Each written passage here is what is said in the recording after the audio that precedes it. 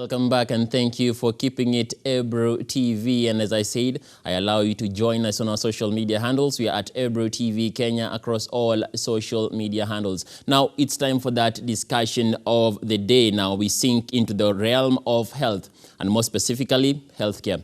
Universal healthcare attainment is among the key things that the government is trying to attain. And it's one within the Sustainable Development Goal number 3 on good health and well-being.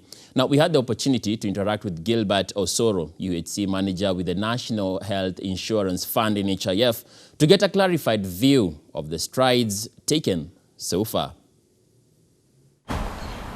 All right, thank you for keeping it Ebro TV, and now we are about to go into a discussion on matters health. Something I usually like to say is that health is better to you as an investment rather than as an expense. My name is Emmanuel Kutosi, and don't take my word for it. I am joined by George Osoro from the NHIF, and he's going to give us everything about him, and I will invite him to the program now to be able to tell us his name, and everything that concerns universal health coverage. Thank you, Kutosi. For purposes of our viewers at home, my full names are Gilbert Mugambi Osoro.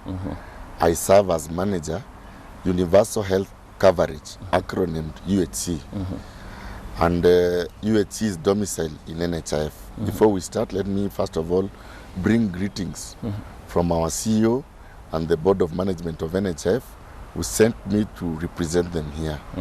At NHIF, we say that Afya Bora Bima Tosha. So I want to tell our viewers at home to feel welcome, and we want to break it down to them. One of the things that I note is that our members may not know the scope of cover, which is very generous, that is administered by NHIF. I'll want to use this opportunity this morning to break it down in a layman's language. My Bible tells me that my people perish because of lack of sufficient knowledge in the book of Hosea 4 verses 6. Thank you. Okay, and since you are already into it, perhaps you can give us about the journey on medical pun intended. Give us the pulse of UHC from its beginning to at this very moment in 2023, today. How far has UHC come? If you were to check the pulse, where is it? Now, they say this, that the further you look into the past, the further you see into the future. Allow me to take you through a historical journey on establishment of NHIF. NHIF was established way back in 1966 as a department in the Ministry of Health.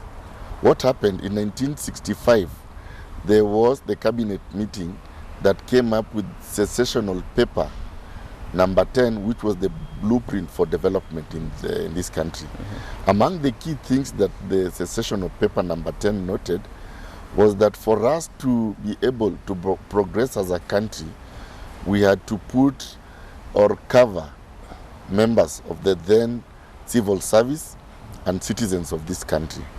In 1966, the then Legislative Assembly passed Cap 255 laws of Kenya that gave birth to NHIF as we know it. At the passage of Cap 255, NHIF was led by a volunteer board, and the premiums were that anybody earning above 1,000 shillings was by law required to remit only 20 shillings to be a member of NHIF then. The benefit package that was administered then was inpatient treatment. And for a very long time, you might have heard people alluding to the fact that NHIF inalipia tu kitanda. There's been that school of thought. Now, in 1972, there was an amendment to the NHIF Act, that is Cap 255 laws of Kenya, to allow members who are self-employed. When I say self-employed, I insinuate farmers, juakali artisans, retirees, house managers, The informal sector, to be members of NHIF. And they were also to contribute 20 shillings. And the benefit package that they were to access was inpatient treatment. We continued administering that act until 1998, when the then Minister for Health, the late Emilio Stanley Mwai Kibaki moved a motion in Parliament to amend Cap 255 laws of Kenya into the NHIF Act number 9 of 1998 that transitioned NHIF from being a department in the Ministry of Health to a state parastatal, which is a quasi body that had its own board. And the other thing is that it enabled NHIF to run its affairs. The transition was partly informed by the decision to improve efficiency and effectiveness. Now, after we became a parastatal in 1998, the other key milestone was in the year 2012, whereby the then government decided, as part of its obligation towards its servants, civil servants, remember that healthcare is a constitutional requirement. When you read the provisions of Article 43, Article 1, which reads that all Kenyans are entitled to the highest attainable standard of health, including reproductive health. They are also entitled to emergency treatment. In fulfillment of the Constitution and the Labour Act, the government procured a comprehensive medical cover for civil servants and the National Police Services, that is discipline services, which was comprehensive in nature. That was a key milestone event because for the first time, NHIF was able to roll out the outpatient benefit package, whose provider payment mechanism is known as capitation. When we talk of capitation, the definition of capitation is that NHIF procures healthcare services for a segment of population in advance. I'll later on talk about the outpatient benefit package when I shall come back and talk about the 10 benefit packages that are administered by NHIF under the Super Cover benefit package. Now, from 2012, there was also a major milestone in 2015, whereby NHIF rolled out the new rates. Remember, we had remained with the same rates from 1998 up to 2012. This was partly guided by the rising cost of living, inflation, and the population needs and the disease burden for Kenyans. So in 2015, after Parliament ratified the new rates in in April, NHIF embarked on increasing the length and scope of the benefit package. It witnessed for the first time introduction of the outpatient benefit package for the informal sector. Previously, it was only for people in gainful employment, that is civil servants, who had procured a comprehensive cover. There was also the introduction of other benefit packages during that time. We had the diagnostic imaging, MRI, CT scan, and others. We had introduction of the surgical benefit package, which is highly patronized. When I talk of surgical benefit packages, it's segregated into minor, major, and specialized organ transplant. The other key event was in 2018, when the then Cabinet Secretary for Health, Honorable Cecily Kariuki, established a task force that was to review and align NHIF to UHC attainment. In 2018-2019, remember there was the UHC pilot that was undertaken in 4 counties. We had Nyeri, we had Kisumu, Machakos, and Marsabit. Now, Kenyans felt that a time had come to review the benefit package that was administered by NHIF. The task force that the Cabinet Secretary set up was known as the Health Reform Expert Panel. In short, HEFREP.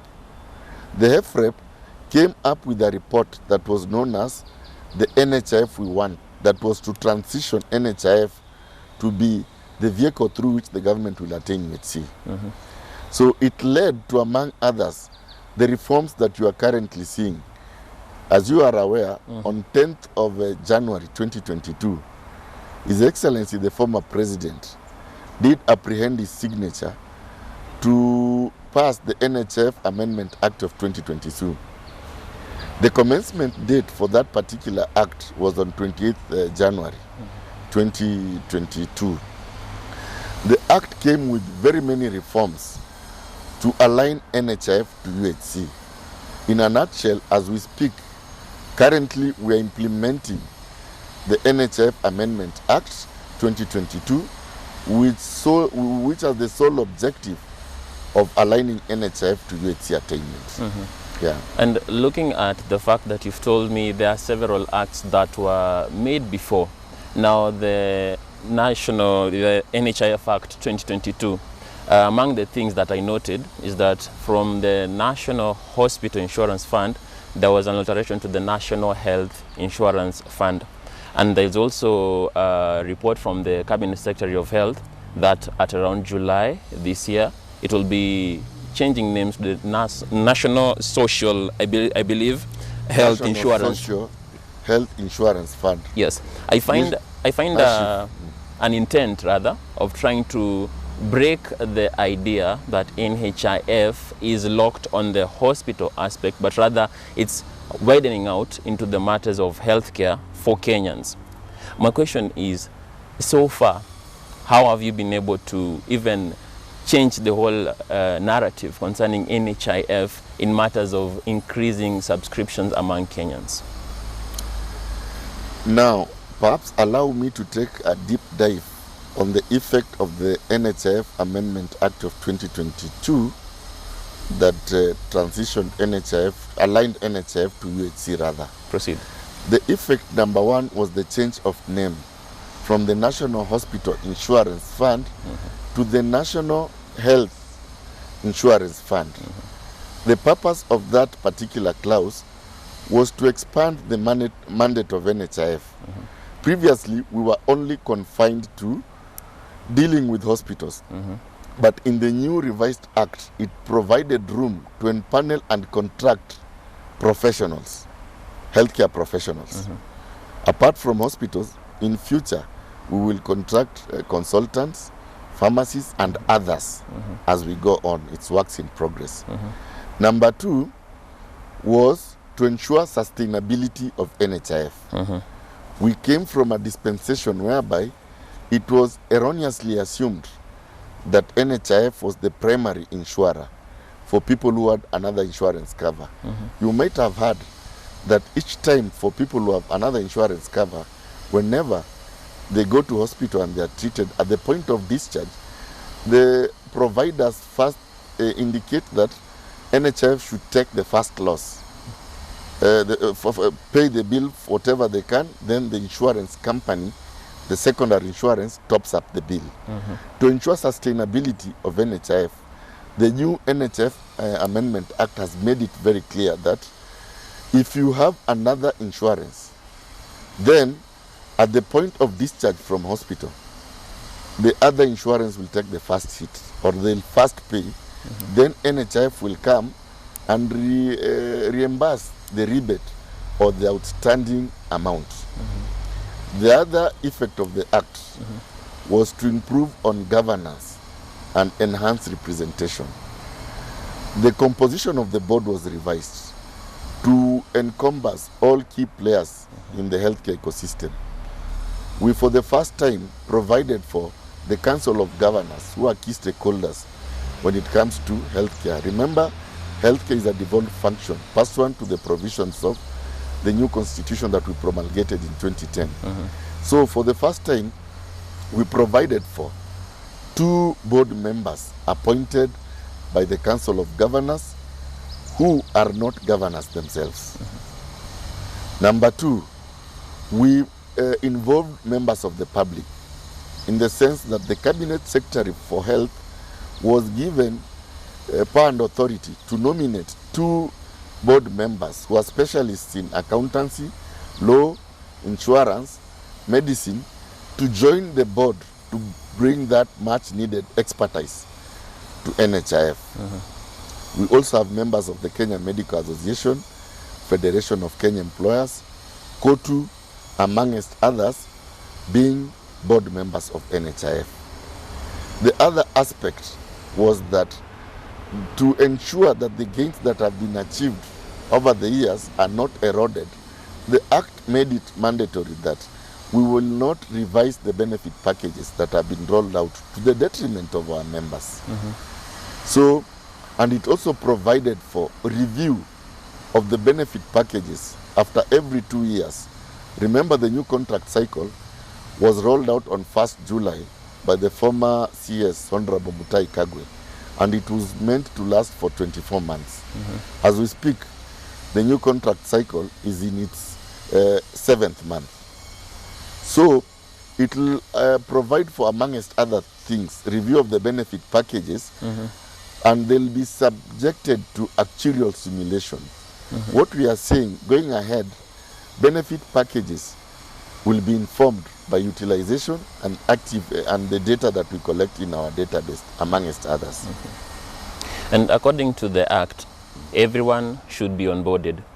The Ministry of Health has trusted NHIF as the one vehicle that will move UHC going forward. Several partners within the medical industry, including KMPDU, have actually been among those who have actually lobbied for NHIF as the best ship to ensure UHC goes out to the whole part of the country. Now, as one who is managing universal health coverage in Kenya, can you say that NHIF is ready? And if so, how? Communicate to the common mwananchi. How are you ready to actually ensure that even after all this backing from these ends, we will get where we are going? Thank you. As you've clearly indicated, the amendment, the NHIF Amendment Act, made it mandatory for all Kenyans who've attained the age of 18 years and above to be members of NHIF. The Act also provided for those who cannot be able to afford healthcare premiums be identified and be subsidized or paid for by the national government. Now, what is NHIF doing, as you've asked, to show that it is ready for the rollout of UHC attainment? Remember, the HEFREP report recommended 55 recommendations to transition NHIF as the vehicle through which the government will attain UHC. Among the other things that it recommended was legislative reforms, and the NHIF Amendment Act has been passed by Parliament and accented to by the President. The other thing that it recommended for digital transformation. As you are aware, NHIF is actively undergoing digital transformation. Towards that end, you may have witnessed in the year 2020, NHIF rolled out biometric enrollments and identification of indigents. The HEFREP report noted that there were gaps with the physical identification, whereby members used to produce copies of their national IDs and a birth certificate for purposes of accessing healthcare. To close the gap, the committee recommended that NHIF adopts biometric enrollment and identification of members for purposes of increasing efficiency, effectiveness, and curbing fraud, wastage, and abuse. Remember, from the reports that we received from the regulator, that is the Insurance Regulatory Authority, fraud is a monster that is an impediment to access of healthcare. And the conservative estimates put it at around 25% of the claims that are paid out by providers are actually fraudulent claims. So to close that gap, we did roll out the biometric identification and electronic health records.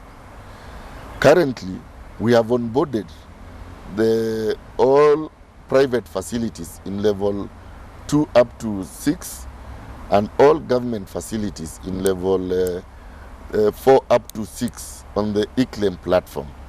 And when I talk of providers that are onboarded of NHIF, we have in excess of 8,039 healthcare providers that are empaneled and contracted by NHIF.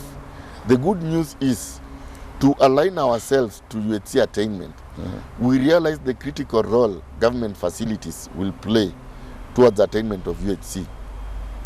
Out of the 8,039 healthcare providers, 75% or in excess of 5,800 are GOK facilities owned by the national government and the county governments, followed by 2017 or 21% of facilities that are owned by private providers.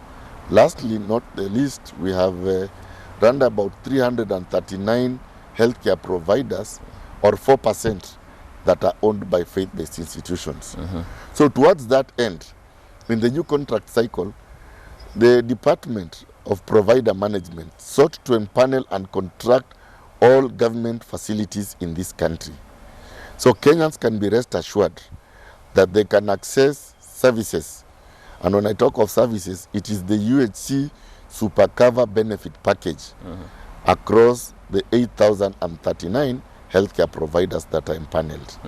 The other thing is that we have a robust branch network. NHIF services are available at 156 service points.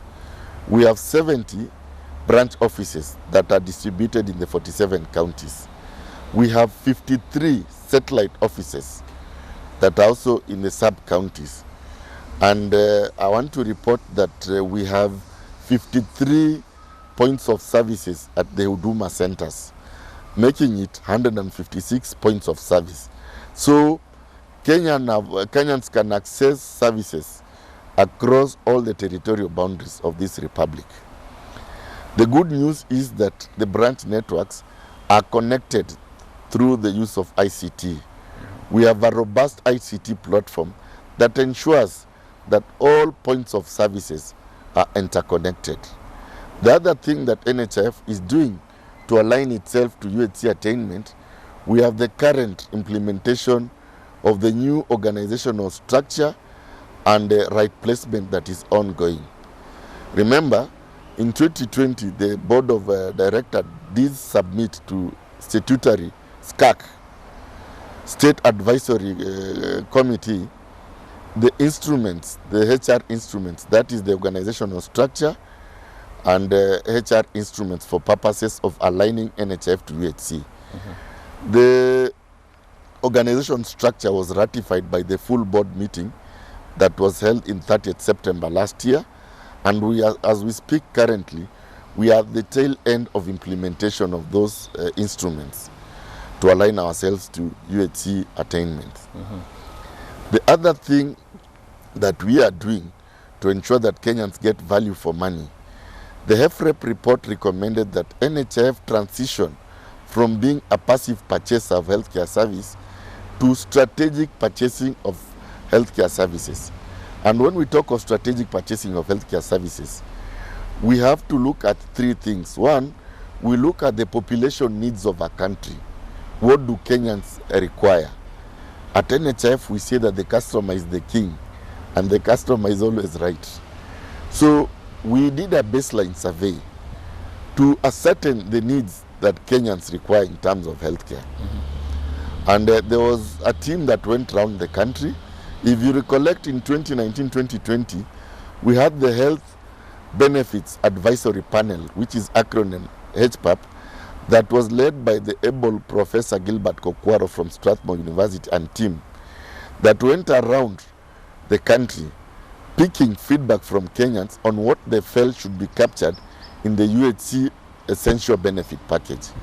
And it's that is what informed the benefit package that we are administering today.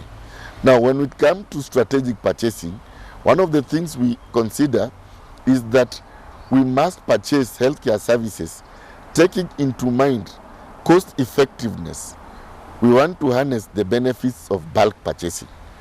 So in this new contract cycle, we ensured that there is value for money. We procured services in bulk, and the benefits were transferred to Kenyans for purposes of increasing the length and scope. In the new contract cycle, in line with UHC, which is ensuring that the entire population has access to affordable, accessible, quality health services that are preventive, promotive, rehabilitative, and curative, we sought to embed the preventive promotive aspect in purchasing of healthcare services. How did you do that? Towards that end, we ensured that for the first time, for the outpatient benefit package, whose provider payment mechanism is known as capitation, we allowed facilities at primary care level, that is in level 2 and 3. When we talk of level 2 and 3, we talk of health dispensaries, healthcare facilities, that is dispensaries, and health centers at Mashinani.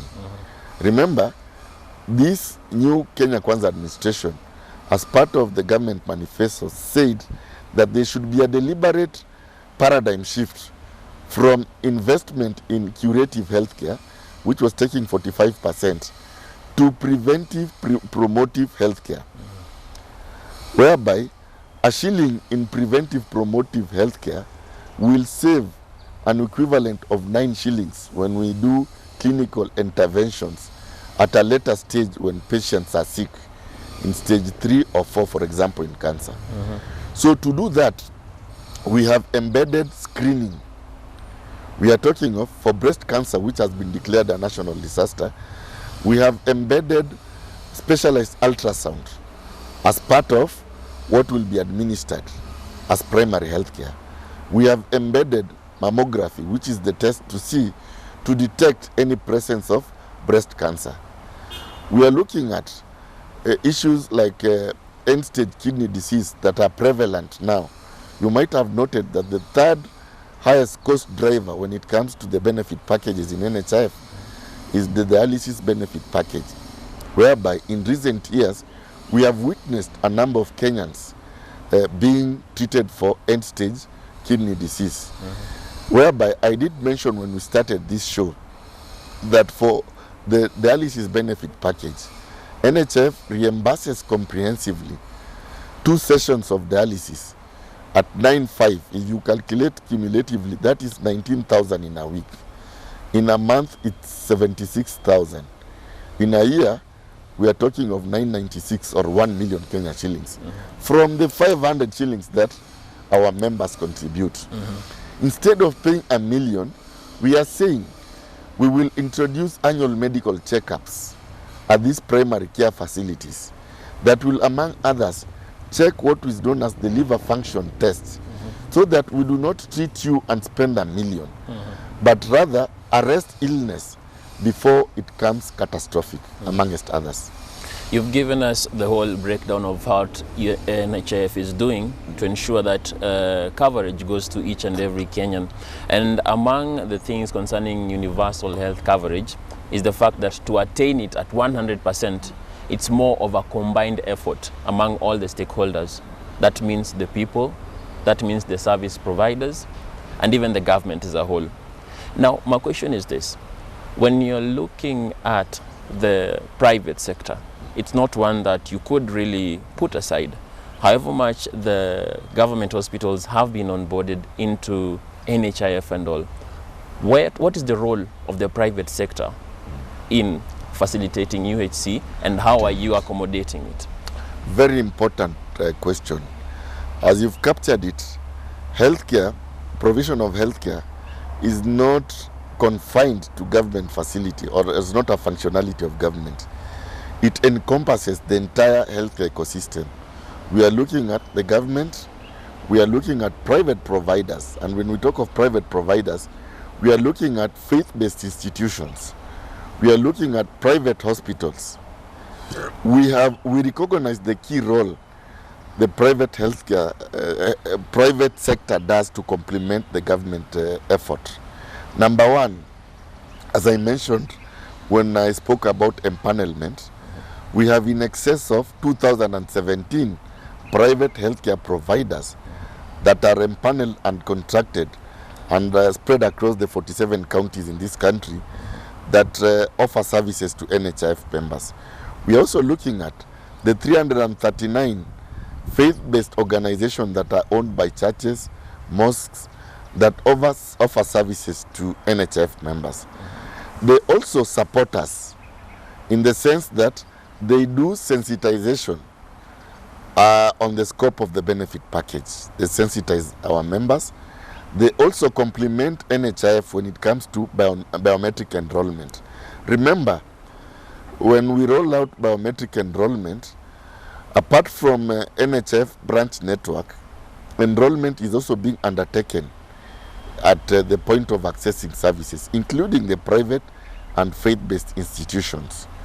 When it comes to issues of benefit design, and it's a requirement of the law that we get feedback from our members of what they want captured in the scope of benefit package. Among the people who put in submissions that informed the current benefit package were private healthcare providers, and we want to salute them because they've been solid partners as we journey along towards 100% attainment of UHC. We've talked about value for money. UHC is supposed to ensure that Kenyans get value for their money.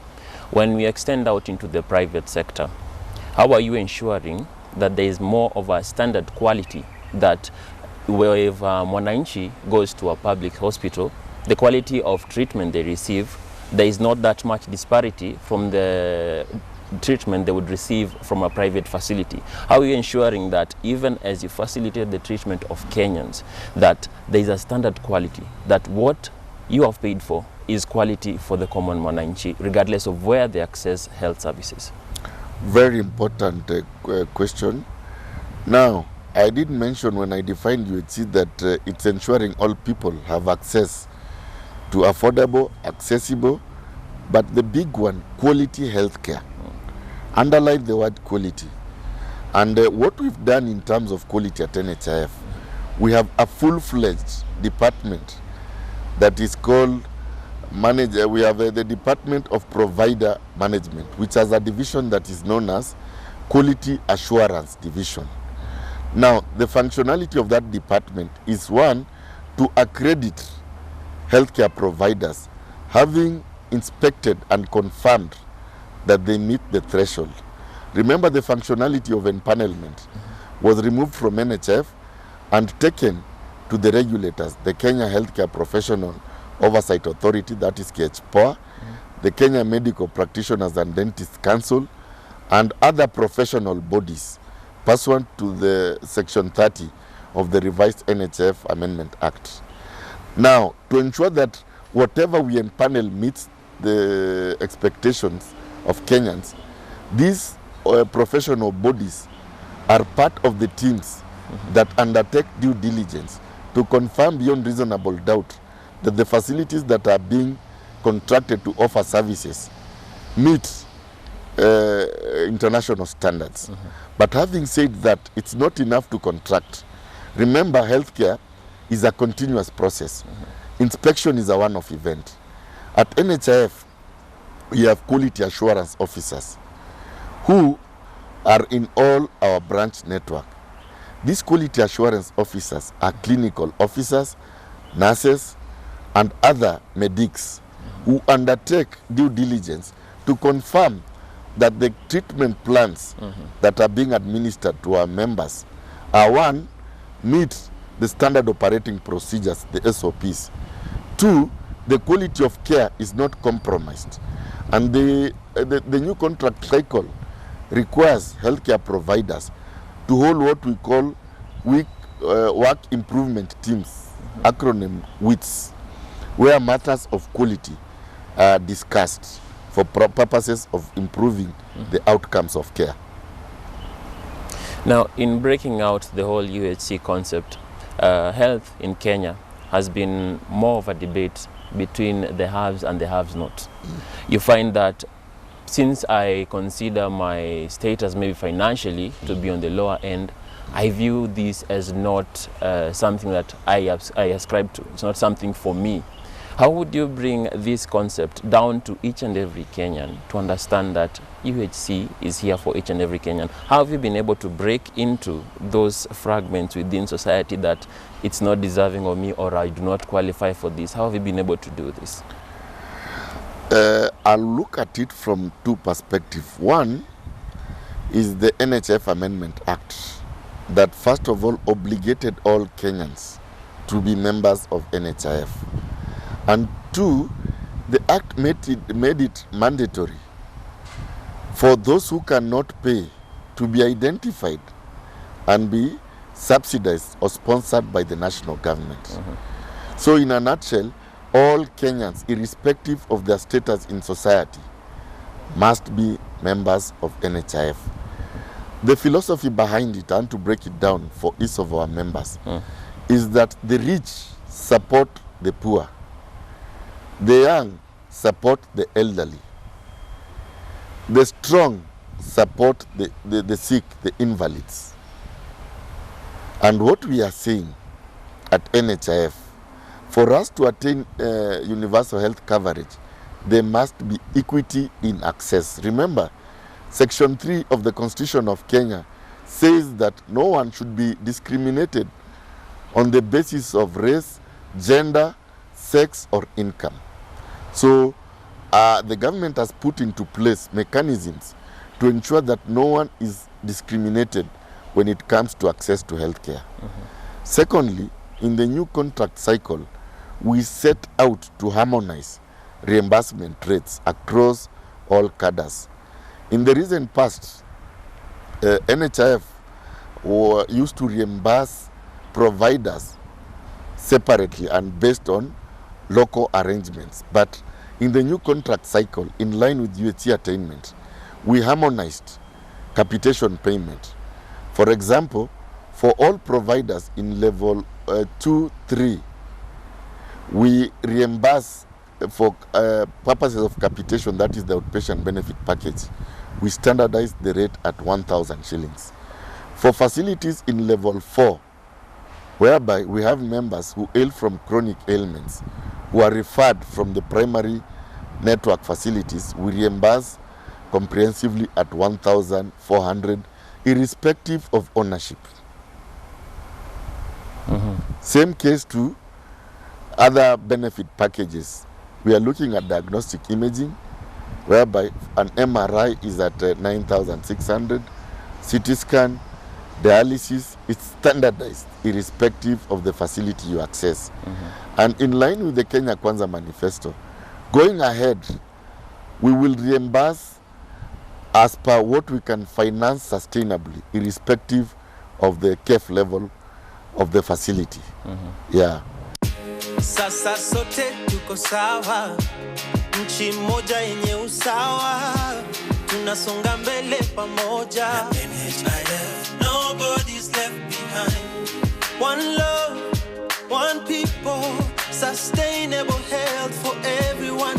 NHIF inafaidi jamii, strong as one. Strong as one. Usawa ni umoja, usawa ni upendo, afya bora bila ubaguzi.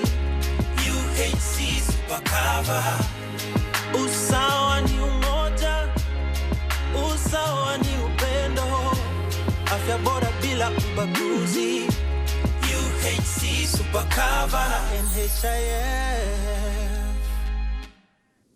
Indeed, an informative session right there from the UHC manager from the NHIF on why it is very key for you to make sure you are onboarded on the program, on the NHIF cover, to be part of the journey towards realizing the country's goal of universal health coverage. And on that beat, we have to call it a wrap tonight for the Ebro Prime Time News. And I thank you so much for your valued company, for your feedback, and also a big thank you to the whole team involved in the production of tonight's broadcast. I leave you with a good night and a peaceful night to you wherever you are. My name is Emmanuel Kutosi. Good night and God bless.